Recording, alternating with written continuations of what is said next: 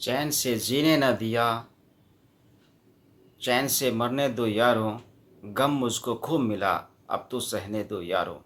नमस्कार, मैं हुसैन लाल, आप सभी का मेरे यूट्यूब चैनल लाल साहब क्रिएशंस में हार्दिक स्वागत है। मैं आज आपको एक कविता सुनाने जा रहा हूँ जिसमें एक बेरोजगार व्यक्ति की व्यथा की कथा है। वो व्यक्ति नौकरी की तलाश में बार बार भटकता है, लेकिन अथक प्रयास करने के बावजूद उसे नौकरी नहीं मिलती।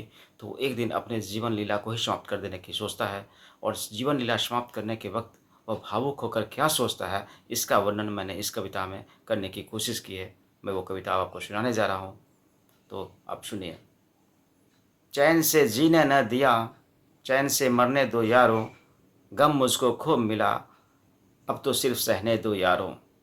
सपने खूब देखे, अब तो बिखरने दो यारों, मंजिलें मिली नहीं, अब तो भटकने दो यारों। हंसी मुझको मिली नहीं, अब तो रोने दो यारों, जिंदगी जागने में कटी, अब तो सोने दो यारों। यादें मेरी बुरी हैं, अब तो भुलाने दो यारों, पलकों में तस्वीर नहीं, अब तो झपकने दो यारों।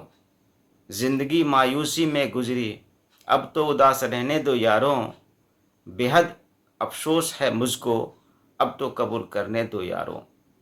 आराम तो मिला नहीं, अब तो राहत मिलने दो यारों। जख्म तो अनगिनत हैं, अब तो सिर्फ गिनने दो यारों। दोस्ती तो खूब निभाई, अब तो खोने दो यारों।